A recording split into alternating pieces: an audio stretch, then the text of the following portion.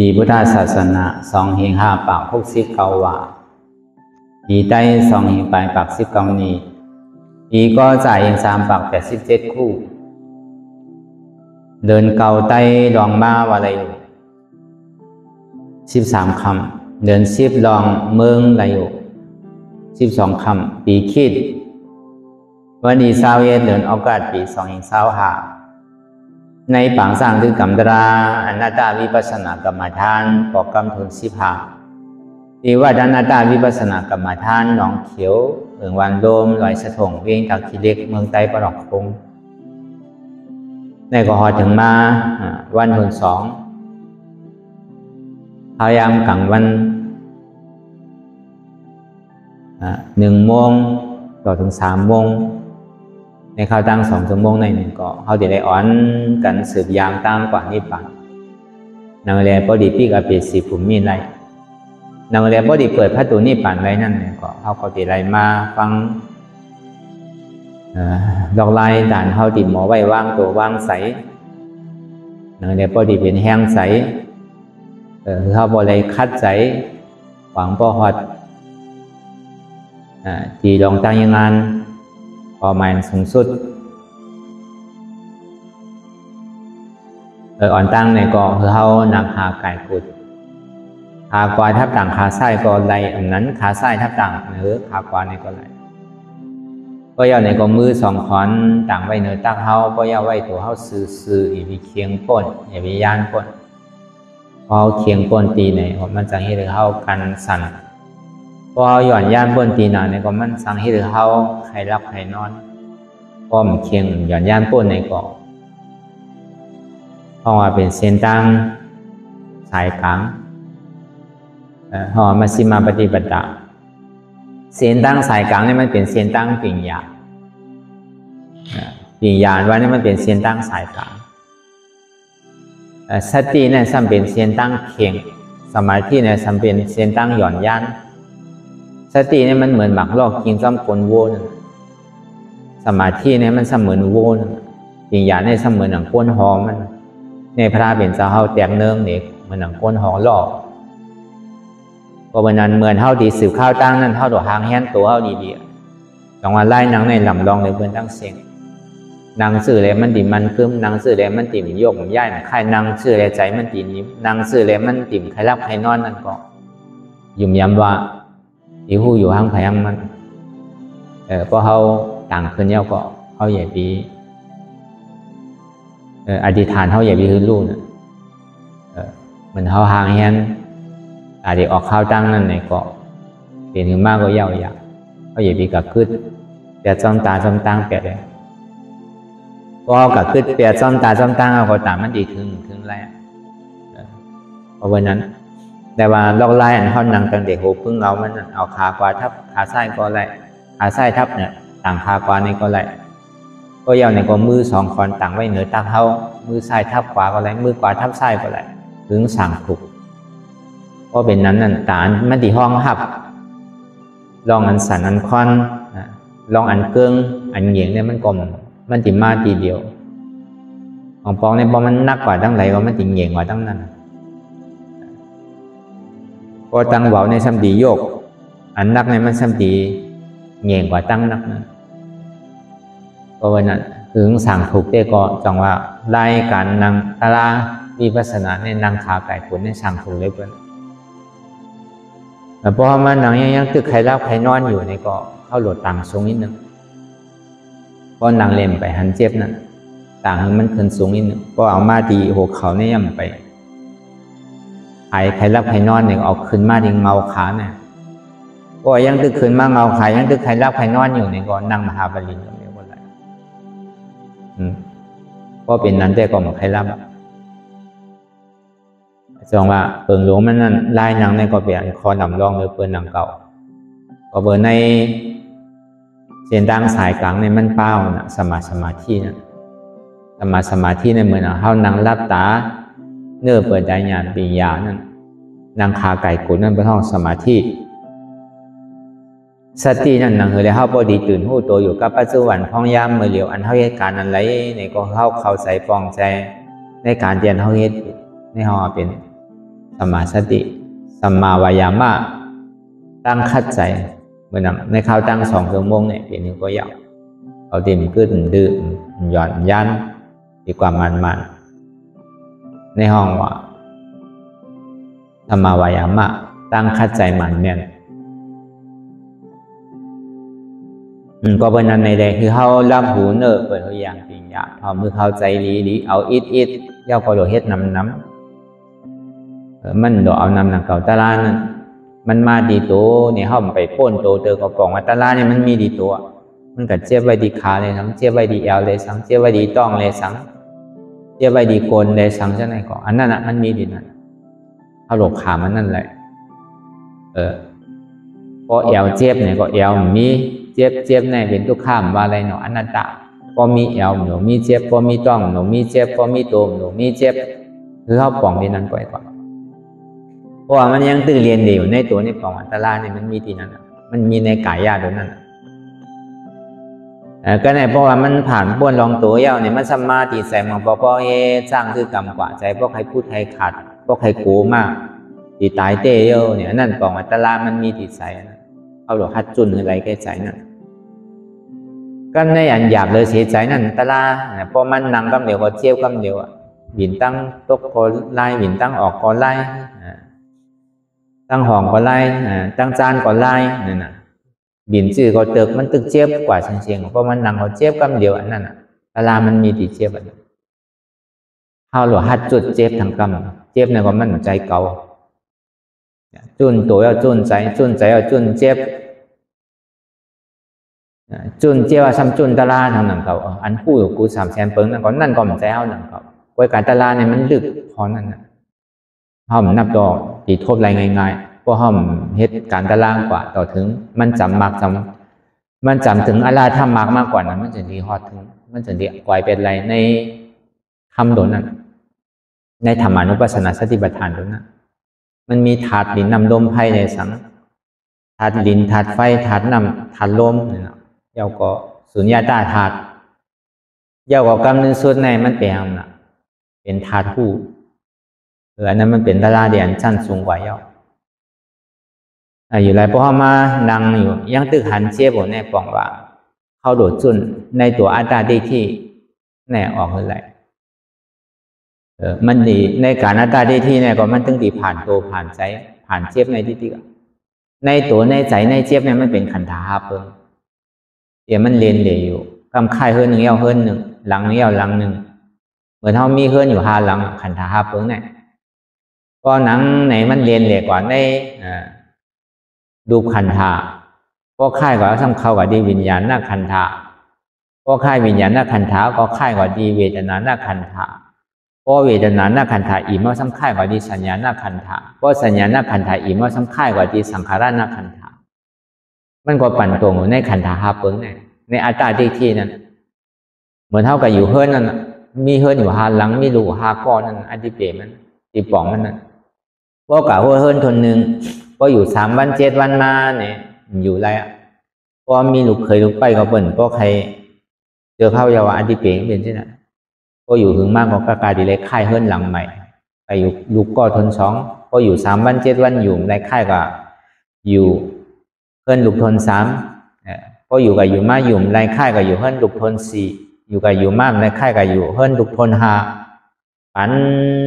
กว่าที่ไหนที่ตีเฮิร์นหนึ่งยาวเฮิร์นหนึ่งหลังหนึ่งหลังหนึ่งยาวหลังหนึ่งมันเปี่ยวโจแก้วโจข้าวเพราะมันใครเปี่ยวเต้ๆมันหลดย่าแปลเสียงมันหลวมมีเฮิร์นอย่างนี้เจยลองอันนี้เขามาพึ่งแต่ดีเอาออกมันใจพึ่งแต่ดีเก็บชิมหอมเหมือนเท่าเฮิร์น1 หลังเหมือนเท่ามีนาทีรักฐาน1 อันเขาก็เฮ็ดสร้างอันใดห่างดีห่างน้ำเนี่ยก็เขาก็ซื้อใส่อันใดมีการมีขันเนี่ยก็เขาซื้อมาใส่พอมีเงินมีคำมาอย่างนี้ก็เขาก็สำรวจเก็บซิมไว้ดีๆใส่ตู้เสียบไว้ในสังเอากักซอแทบไว้ในสังไปไว้ว่างใส่เธอเขาสมากองวงจรปิดไว้อยู่นั่นในสังนั่นแหละการมันดีเกียรติเฮเพื่อนจังหมอมาลักมาสนไหนนั่นต้องมาปอมมาวนท่าสังด้วยเนี่ยมันเป็นที่อันไม่ใจไม่อกก็เนี่ยทำไมการตลาดในเขาสมเอาออกอันเท่าไรซื้อไว้การมีขันอยู่ในหอในเฮิร์น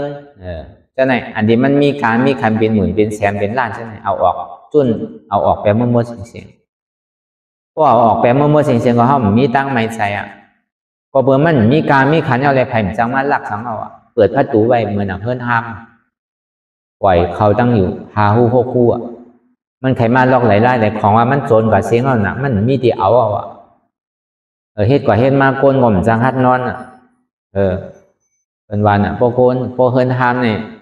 ขี่มันไก่หยอกอันเป็นวันนั่นพอเบอร์มันมีการมีขันเอาในแหละเปิ้นก็จังมันหลักมาโจนสังเอาพอเขามาวนทัดสางด้วยอีนี้เนี่ยโคกของเขาในดีเลยหมอไว้แยบตัดเจิงนั้นอย่างก็ยาวที่มันเฮ็ดให้เขาติดจับกับไว้นั่นเขาหลบพึกไว้นั่นน่ะเนาะเหมือนเขามาให้การตลาดนั่นพอเขาพึกไว้มันก็เย็นอ่ะก็เบื่อในมันมาเท่าไว้มันห่มภาพตาเท่าไว้นั่นก็เลยเขาติป่นเขาติ่มป่นเขาติอยู่ในมือมันอยู่นั่นเนี่ยก็มันก็เฮ็ดกูเจอกูลองนั่นก็เลยเขาติดจับกับมันเนี่ยใครป่นมันก็เฮ็ดให้เขากู3 แสนเปิงอ่ะเพราะวันนั้นทำไมการตลาดนั่นอนาตาเนี่ยบอกเอามดเสียงคุกใส่ไรก็มีคุกใส่ไรอันใดก็เย่าหยามีอย่างนี้เสยลองเตียนที่ให้เขาใจติดใจจับใจแป้นสังว่าเขาคุกใส่ไรลูกนี่แหละมันก็อันเขามีลูกเนี่ยลูกเขาไปเป้โตเตอไปไรเตะหน้าหอจอเฮิร์นเตอไปไรเห็นดีเห็นไรเย่าเตอใช่ไหมเวลาเขาสำรวจเลยพึกตัดไว้ตั้งแต่มือมันไปเป็นเตะพอเบอร์กูเจอเนี่ยมันมีดีใจมันใจโดนลาดออกชบหนังเก่าเขาโหลดเลยพึ่งไว้ในใจเขานั่นเขามีลูกมากก่ออันเก่าเลยลุ่มลาเขามาสั่งมาเป็นผู้ยิ่งก่อเขาเลยลุ่มลามาอยู่ในต้องเขายาวในข้าวตั้งเก่าเหลือน10 เหลือนเนี่ยจังกินสังลีดีจังเหตุการณ์สังลีดีดีกว่าในมาเลยก็หยาบถึงที่ออกมาเนี่ยก็นางคือเลยหูตีลีตาดีดีนางคือเลยติ่มเป็นก้นตาบอดหูหนวกฉะนั้นเขาก็ลุ่มล่าต่อถึงบ่อยใหญ่ถึงดีใหญ่ไม่เอาในซึ้งนังเรียกเขาตีหูดีโคไล่เนี่ยก็เขาก็ส่งคำเฮียนปันเขาตัวเลยเหตุการณ์เหตุงานกู3 แสนเปิงนังเรียกเขาพอดีเลยมีตั้งหูตั้งหมอนั่นเขาก็มีนาทีปุนพรถึงก็คือก็เขาก็เฮ็ดถึงหมอกขนาดเนี่ยถึงว่าจบก็ริมจบก็ริถึงว่าอะไรป้นหอป้นเฮิรนก็ริมป้นหอป้นเฮิรนก็ริอะไรว่ากลุ่มเกสู้ของพ่อเมียเตียนได้รุ่มล่าหลุมล่างนั่นตั้งแต่มืออยู่ต้องไงได้ออกมาต่อแต่หมออุบหมอลัดหมอจ๋าพอเอาเมืองเปิ่นว่าได้เมืองดังมันโตเปิ่นว่าได้พอถึงอายุ18แล้วก็พ่อเมียได้เอาคุณพันพอกะเห็นดีเห็นลายซ่อมก็เขาก็หาเงินซ่อมในเลี้ยงเขาซ่อมเจ้าหรือเลยเอาคุณพันเหมือนหนังพุง3ดังเฮาแหละอายุ20 ไปก็ย่ำไปเป้โต30 40ก็ย่ำไปเป้โตเลี้ยงดูก็มันกล้าเลี้ยงบ้านหลานเลี้ยงหลานมันกล้าเลี้ยงบ้านแหลนทางนั้นเปิ้นเฮ็ดพอเมืองทั้งตกเปิ้นพอป้วน18แล้วนี่ก็โตไผตัวมันเพื่อกันในพิงทุ่งอันดังเฮาได้มันหยาบมันเฮ็ดหยาบไปเพื่อกันมันเฮ็ดหยาบเสต้านี่ก็เฮาหลบคือกันเติกมันเนี่ยเฮาหลบเอาอันต่างเสื้อต่างรองมาแตกอันเท่าไรลุ่มล่าเขามาป่นจินป่นมือมาอายุ17 18แล้วเนี่ยได้บอกมาป่นพ่อนป่นเมนี่เย้ามันเบี้ยว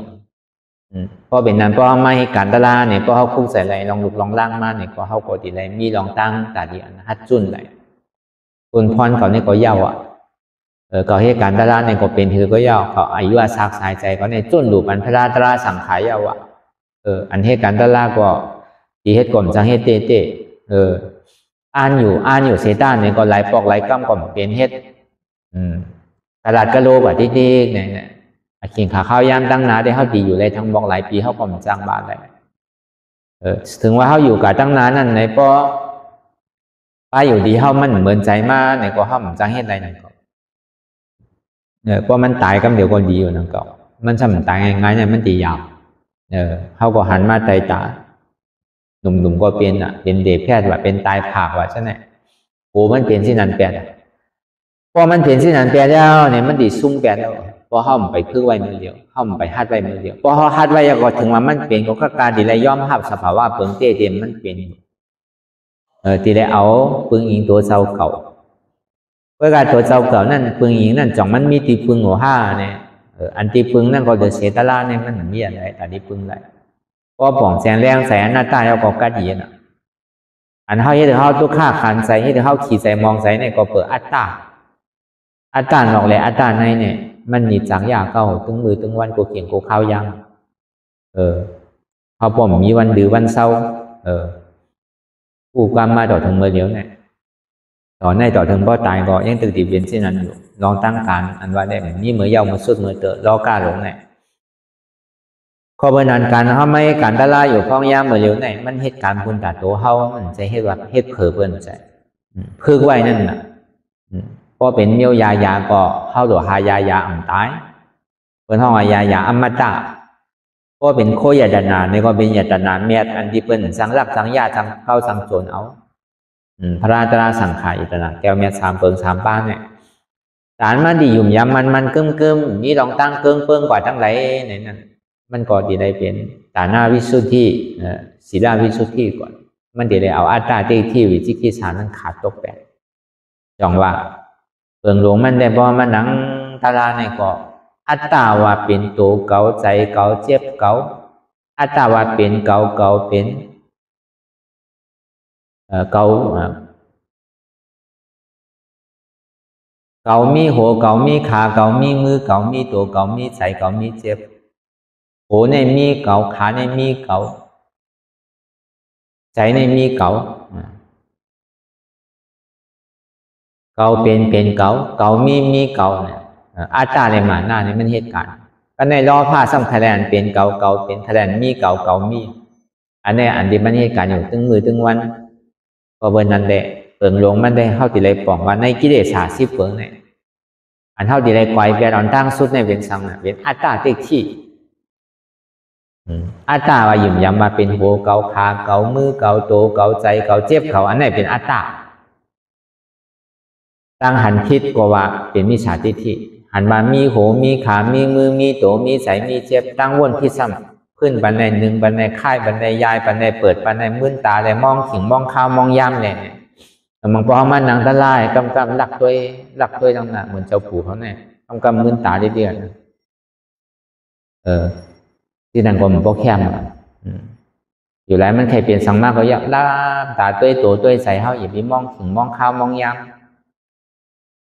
ที่เฮามาด้วยตัวด้วยใส่เฮาลงใจหลุดด้วยเปิ่นใจมองถึงมองข้าวมองยำเปิ่นก่อนนางอะไรครับนางอะไรกันเพราะว่าเปิ่นลูกเสียงได้ซ้ำปล่อยให้เฮานางห้างเป้ยเลยอันนั้นแต่ก็เป็นเปิงนึงก็การพอถึงขิงเมื่อข้าวยำเป็นป้อเฮาไข่ป้อก็ป้อซ้ำเปิ่นเฮาไข่ป้อเนี่ยก็สืบนั่งหลังว่ามันเป็นแค่ดีอ่ะเปิ่นใจดีว่าดีเช่เฮานั่งถึงมึงเลี้ยงก็แค่ดีอ่ะเปิ่นเขียนโจมจอมเฮาว่าเพราะนั่งหึงแต่เพราะอันนั่งหึงอันเนอะก็นั่งลุกนั่งลุกอันนั้นมันเข้มพอมันเป็นเมียวตาลาเนี่ยก็มันเป็นตาลาห้างพอเมียวไข่เนี่ยก็เป็นไข่ห้างมังงอมมันอะไรก็มันแตกอีกพอกันอันนี้ก็มันดีเป็นก็เบอร์นั้นแหละเปิงดวงมันนั่นก็เบอร์ลองตั้งหันพิษวนพิษเนี่ยมันอ่อนให้เขาเกิดเย้าเท่าเย้าเป็นเย้าตายอย่าไปถามว่ามันเป็นลองเรียนตอนเขาอะไรเกิดตายเนี่ยเพราะเขาเกิดเป็นก้นได้ก็ดีอยู่โอ้มันเป็นก้นเนี่ยแต่ที่เกิดขึ้นมาเป็นก้นเนี่ยมันง่ายๆแล้วในภาวะเมื่อเลี้ยวแค่ให้ก้นเนี่ยที่มีรู้ว่าเป็นอันไม่ใช่ก่อนเบอร์กูบอกป้องในเปิดมีเพราะสุดเป็น10ก้อ20ก้อก็มีเมื่อเลี้ยวได้ที่มีก้อนหนึ่งก็เป็นอันหยาบก็เบอร์นั้นในฐานเข้าดีมากเกิดเป็นก้นอันว่านี่มันง่ายมันใจเหมือนกูบอกกัน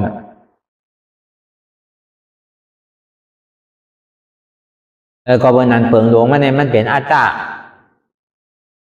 ในอัตตาเนี่ยมันเป็นมิจฉาทิฏฐิมิจฉาสังกัปปะที่มันเหตุการณ์อย่างตึงมือตึงวันตาดีต่อตึงใส่อัตตาทิฏฐินั่นที่ได้ต่อตึกซื้อในที่เราสมาธิที่สมาสังกัปปะลองตั้งหันหมันแมนวนหมันแมนตั้งหันคิดในหันว่าสังกัปปะหนังกว่าหึงในซึ่งเป็นโหเก่าเป็นขาเก่าเป็นมือเก่าเป็นโตเก่าเป็นใจเก่าเป็นเจ็บเก่าใช่ไหมพอมันหนังกับพอมันเจ็บมาขึ้นมามวยมาแกนมาเนี่ยก็มันว่าเป็นมันพอปล่อยให้มันว่าเช่นนั้นปล่อยให้มันหันคิดโดดเสื่องนั้นติ๊กเนี่ยกำนึงสุดมาก็มันจะวนคิดวนมาอันหนึ่งบันขึ้นบันในค่ายบันในยายบันในเปิดตาเนี่ยมองตาเนี่ยมองขิงมองข้าวมองย่ำเนี่ยจังนี่สั่งมาพอให้มาไม่พ้นตีน พอข้าวกัดเนี่ยทำกัดปนดีน่ะดีเต้เป็นถือก็เย้าไม่ก็เย้ากัดก็เย้าอันไม่อันกัดอยู่นั่นเนี่ยก็มันเป็นธาตุไฟนะครับอันกัดก็เป็นธาตุไฟอันไม่นั่นก็เป็นธาตุไฟอันอุ่นอยู่นั่นก็เป็นธาตุไฟอันหนาวนั่นก็เป็นธาตุไฟ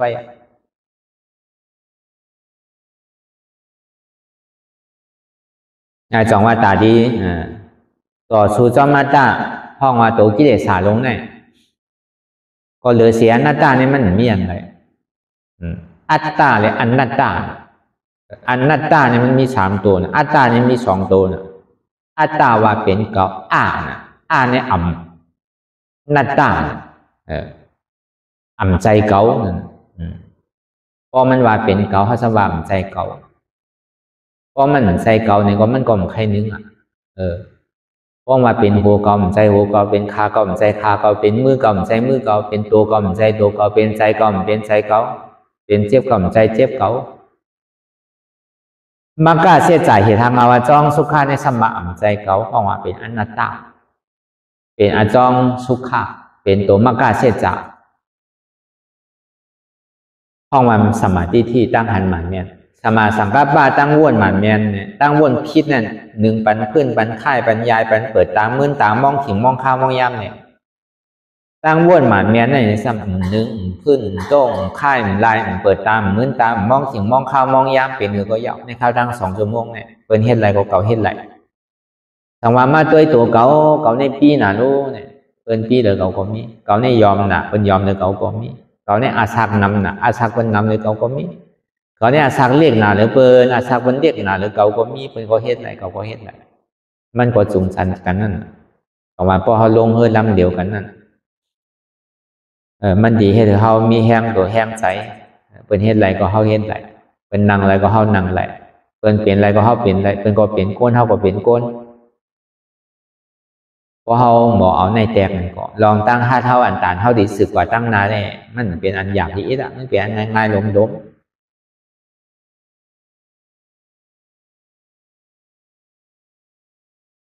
แต่ก็เป็นนั้นอันดีวามานั่นเนี่ยก็เปิดใครบอกนี่ลอกไล่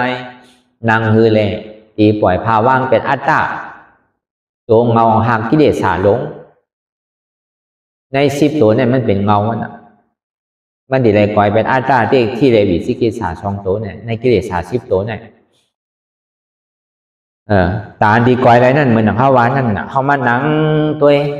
พอตึกหันเปิลอยู่เนี่ยมันไปหันเกาเดินมันตึกหันอัดโจอยู่มันไปหันอัดจองเด้อมันตึกหันผลมันไปหันเหตุเด้อพอเมียวคนกับเอานวมเนี่ยก็มันยังตึกกับเอานวมที่เขามันอยู่ที่กันมันไปเอาเนาไปเอาอะไรดีเตานวมมันเด้อ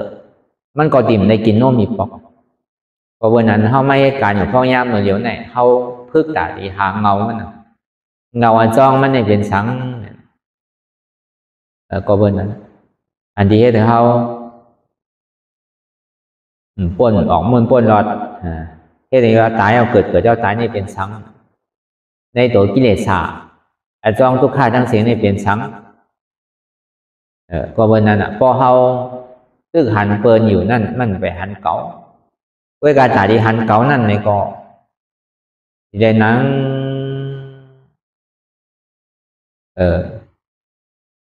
ซื่ออ่ำเคียงอ่ำย้อนย่านอ่ำย่ายค่ายหนึ่งนั้นอยากอยู่หึงๆตัวกว่านางหึงมันกึมอย่าไปใกล้เพื่อนใกล้นึงนั่นพอใกล้เพื่อนใกล้หนึ่งก็ป้อมรับก็กว่าหันเปิลที่กันกำหันเปิลกำหันเขากำหันเฮาที่กันกำว่าปิวกับตั้งในตั้งนาวที่เพราะมันหนีไม่ยาวเพราะมันเจ็บขึ้นแกนขึ้นไม่ยาวไหนก็มันจะดีหันเขาแบบนั้นพอมันหันเขาก็เปิลให้มันหายกว่าห้างมันนั่นที่เตี้ยมันเท่าโดหาหันเก่าเนี่ยมันเป็นตัวทุกข้าเป็นเหตุทุกข้าครับเดี๋ยวที่มันหันมาเป็นขาเก่าเนี่ยเป็นเอวเก่าอันนั้นเดี๋ยวหันนั้นก็หันดีๆเนี่ยก็มันใจเก่าครับเนี่ยอาจองสุขาห้องมากล้าเสียจังนะอันนัตตานั่นบอกว่ามันใจเก่าเนี่ยเดี๋ยวเขานั่งรับตาภาวนาเนี่ยปนห่อภาวนาคิดซะนางรับตาเนื้อเปิดใจญาณปัญญาอยากตัวขันธาที่โหต่อไปจีนเนี่ยเป็นห้องว่าก การอันเท่านั่งของมันเหลวเนี่ยเป็นภาวนากิจเจ้าเป็นการตาดินนั่งรับตาภาวนาเพราะวันนั่งเย้าเนี่ยก็คืออะไรหันอันเท่าหายอย่างนั้นหันสังหละหันเจ็บแก้นต้วงตอดเนี่ยซานสันไว้โค้มไตไม่กระดอนแข็งสู้ตุ้มจับยายจึงอย่าเป็นดูอันมันหันเสื่องนั้นคนห้องว่านั่งรับตาภาวนาเย้าก็คือหาคือหันว่าพอหันยาวอันเจ็บแก้นต้วงตอดเนี่ยซานเนี่ยก็เปิดสังเลยมันเจ็บแก้นต้วงตอดเนี่ยซานสันไว้โค้มไตไม่กระดอนแข็งสู้ตุ้มจับยายจึงอย่าเป็นดูอันเจ็บแก้นต้วงตอดเนี่ยซานสันไว้โค้มไตไม่กระดอนแข็งสู้ตุ้มจับยายจึงอย่าเป็นดูเนี่ยมันเป็นผลอาโจของทุกข้าเพราะว่าทุกข้าเสียจากการเรียนเขาเคยดังร้องในเขามันยุ่งรู้อันว่าเกิดก็เป็นทุกข้าเท่าก็เป็นทุกข้าเจ็บไม่ใครหนาวมากก็เป็นทุกข้าตายนี่ก็เป็นทุกข้าไรผ่านยานก้นเตียนเขาหักเขามากเขาเจิงผ่านที่กว่าผ่านตายก็เป็นทุกข้าซ้ำไรอยู่จำหิมพร้อมก้นเตียนเขาพวกใครหักไปพวกใครเจิงนั่นก็ซ้ำเป็นทุกข้า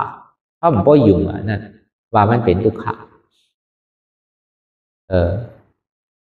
ก็เบอร์นั้นหลังคือแล้วมันพอดีหันทุกข้าอันเจียดันหมานเพราะว่าทุกข้าในปรมาเต้ๆนั่นนี่ก็อันเท่ามันนั่งเลยอันหันเจ็บหันก้นหันคืนอันมันเจ็บมันเสียบมันไหมมันแก่เนี่ยมันมีเท่ามันก็ซ้ำมีหนุ่มก็เจ็บเหมือนกันเท่าเนี่ยก็เจ็บเหมือนกันปีก็เจ็บเหมือนกันยอมก็เจ็บเหมือนกันหุนเจ้าก็เจ็บเจ้าช่างเขาเจ้าจ้างเขาเมฆเขาโยกี่ยิ่งใจเขาก็เจ็บเหมือนกันจริงๆอันเจ็บในตัวหรอกมันมีผู้หญิงผู้ชายมันมีหุ่นเจ้าในข่าวก็เลยหันก็มันมักคันเลยว่าเจ็บเนี่ยมันเท่าหมกก็หือเจ็บในยอกะมันนำหมกก็หือเจ็บอันว่าเนี่ยมันที่มีเป็นคือผ้าที่มีเป็นศอกผ้าที่มีเป็นว่าเป็นรักหนังใจเพราะว่าเจ็บเนี่ยก็คู่กันกูก็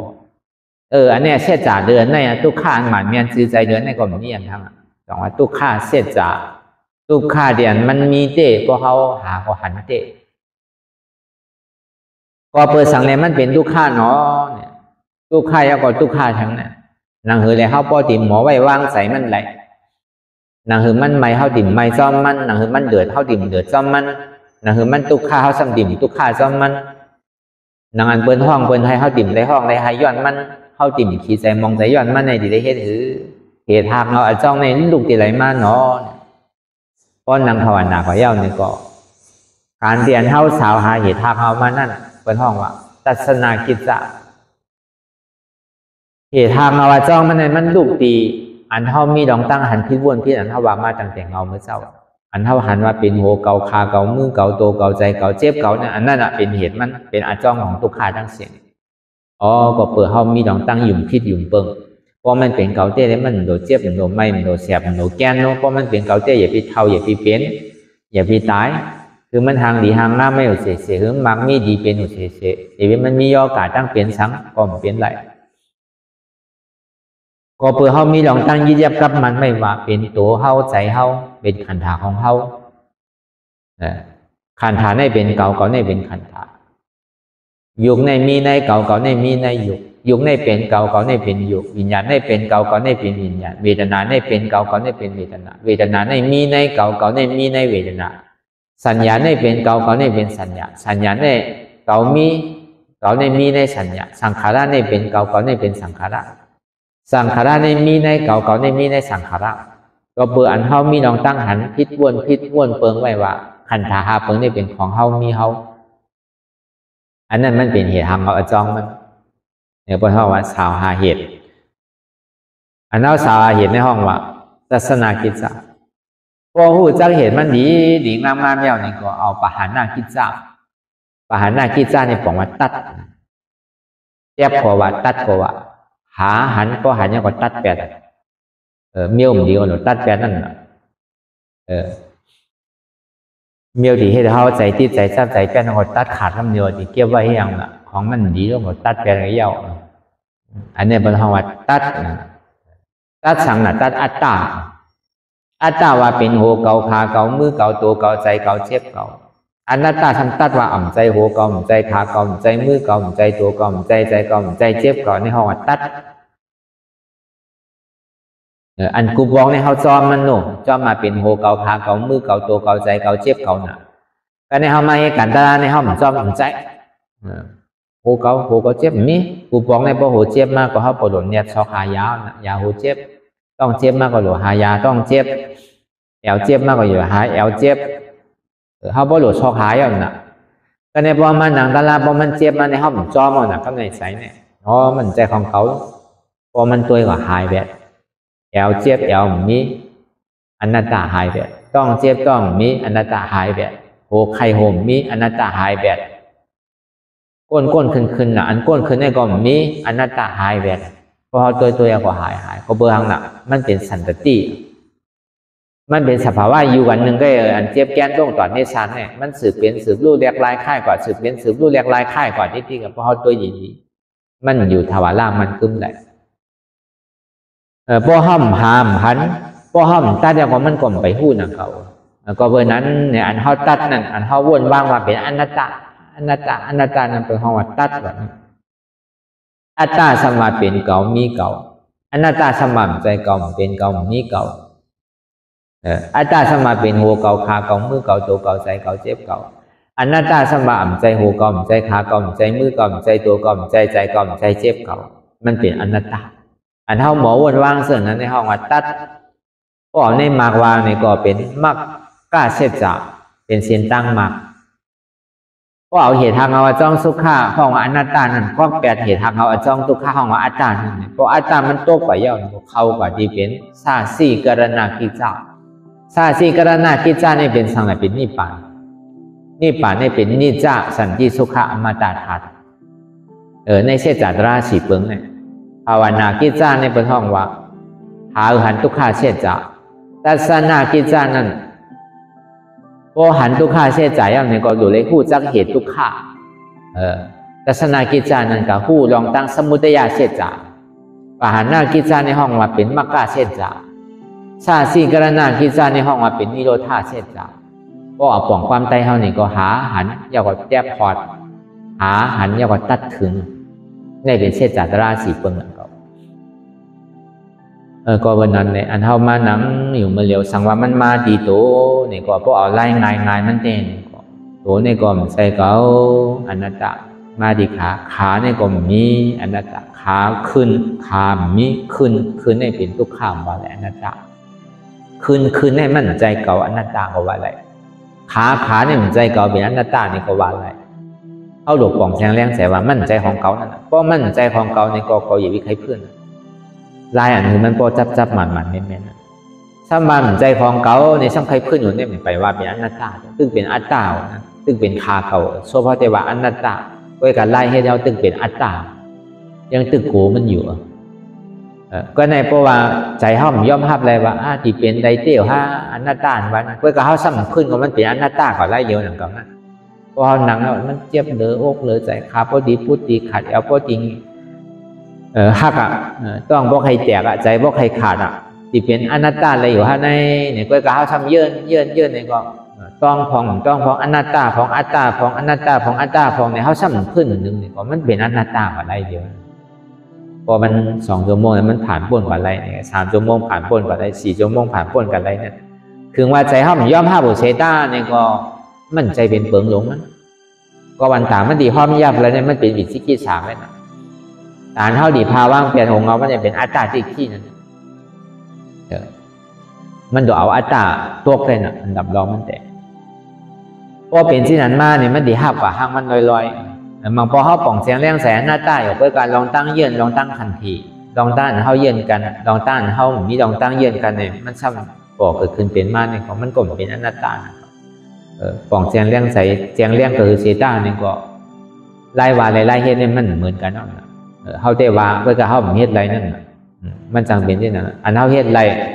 เขาสั่งจังวานั่นแค่หรืออันวาสั่งเฮ็ดไรนั่นเขาหลุดเฮ็ดไรเขาหมวาอะไรก็เขาหลุดเฮ็ดไรเขาหลุดพึกไรเขาหลุดฮัดไรอันนั้นเป็นคอนลำลองเลยเปิดพอเฮ็ดกว่าที่เนี่ยก็มันดีย่อมภาพมาห้างมันเขาหมก็หลุดเอาปียาวนนำทางกระเฮือโลกว่าเปิดโลมันได้ก่อนน้ำมันเนี่ยมันโดดใส่ถึงมันเต็มเหมือนน้ำมันเหมือนเท่าหอกากว่าเท่าโดดใส่น้ำมันเท่าเต็มเลยกามันดีถึงไว้พอมันมีน้ำมันก็มันถึงหลังเก่า อันเจ็บแก้นต้องตอนนี้ชั้นนี่ก็มันเหมือนน้ำมันตัวเขาเนี่ยก็เหมือนน้ำก้าใส่เขาเนี่ยเหมือนก้นหอมันเมี่ยวรู้ไหนตัวเขาก็มีใส่เขาก็เมี่ยวรู้เบดนาเขาก็เมี่ยวรู้บอกว่า1ก้าก็เมี่ยว2น้ำมันก็เมี่ยว3ก้นหอก็เมี่ยวก็ได้เหมือนเขาที่ไม่ให้การตลาดนั่นเองก็เขาก็เช็คดูดีๆนะว่าก้าเขาเป็นเสื้อร่มมีเมียน้ำมันมีเมียน้ำแห้งน้ำแห้งเขาก็ตัวใหญ่ๆนังงานเขาที่ไม่ให้การตลาดนี่ก็เขาหางแฮนโตมาดีๆเอาเขาพร้อมดัดที่เฮ็ดเอาในข้าวตัง11 วันในข้าวดิบเขาหมอกข้าวตังเอาพอเปิดมือเขาย่ำไปหู้เส้นตั้งมันเตอเนี่ยก็เขาที่เลี้ยมาพึกนั่นห้อมไปมอฮอเตอห้อมไปหู้เส้นตั้งมันเตอมันขึ้นลอยจันหมอกกระหือเส้นตั้งมันเพลายเส้นลอยมันจันตั้งมันลุกมันอุ๋งที่ได้เฮ็ดซื่อกว่าเขาที่เลี้ยมาพึกน่ะทำไมเขาพร้อมหมดแล้วลูกเพราะเป็นนั้นแหละอันนั้นถึงเนี่ยมันดึงนี้เพราะวันนั้นพอมันมาดีโตเนี่ยก็ที่ว่ามาดังเสียงนั่นเนี่ยก็เขาจนทาวางโตว่าโตในก็อ่ำใจเก่าอนัตตาพอมันมาดีใส่ใจวนลองตั้งหลังในสังวนลองตั้งนาในสังใจเตียนพงอยู่กาวากาเป็นนั่นในสังถึงดีกำนึกสุดมาในใจในก็เปิดสังในเป็นไหนก็เปิดใจในก็อ่ำใจเก่านั่งเก่าเป็นอนัตตาก็ในบางขีบางข้าวบางย่ามเนี่ยก็เปรียบมวลเซ่อๆอยู่โผล่บางขีบางข้าวบางย่ามเนี่ยก็ขี่ใจมองใจมีใจหุบใจให้แค่ห้องใครให้บางขีบางข้าวบางย่ามเนี่ยก็ดีดูจ้าดูธรรมดาของโลกล่อการนั้นมันเจอกันมวลอันเดียวอันเซ่อมันกวนทุกข้าอันนั้นธรรมดาของโลกล่อการนั้นอันเดียวเหมือนเซ่อเกิดขึ้นมาเนี่ยก็อ่ำส้มทุกข้าเกิดขึ้นมาเนี่ยก็อ่ำปูจังว่าอยู่กับทุกข้าอย่าไปโกรธทุกข้าอยู่กับสุขข้าอย่าไปติดสุขข้าเขาดีไรเห็นหู้ไรอยู่ก็มันทันไรทุกข้าเนี่ยเขาใครไปคือว่ามันป้วนมันเงาแดงจอมโกนถึงดีว่าก็เบอร์สังเจ็บเนี่ยก็มันใจเก่าอนัตตาจังว่าทำมีหันทุกข้าทำใจหู้ว่าทุกข้าในเป็นอนัตตาทำมีหันเจ็บทำใจหู้ว่าเจ็บในเป็นอนัตตาทำมีหันว่าใจหัวเก่าใจขาเก่าใจมือเก่าใจตัวเก่าใจเก่าใจเจ็บเก่าทำใจหัวมันเป็นอนัตตาทำมีหันเจ็บแก้นต้องตอดเนตรสานสันไว้โคมไต่ไม้กระดอนแข็งสู้ตุ่มจับยายจึงอย่าเป็นดูทำใจหัวอันเจ็บแก้นต้องตอดเนตรสานสันไว้โคมไต่ไม้กระดอนแข็งสู้ตุ่มจับยายจึงอย่าเป็นดูในเป็นอนัตตาอันนี้ก็เขาวนยาวเขายังหึงอย่าไปว่าไพ่อย่าไปว่าเทิงอันเฮาหันอันเฮาวนอันเฮาวนเฮาหันอันหนึ่งพอเพียงเพียงกันกว่าวนต่อถึงเจี๊ยบมันพอสุดวนต่อถึงตุกขานั่นพอสุดตาต่อถึงอัตตานั่นพอตกพุทธขาดกว่าอันใดที่มันพุทธบอกเกิดขึ้นเป็นมานั่นในก็คือเฮาหมอวางเป็นอนัตตาไหลใน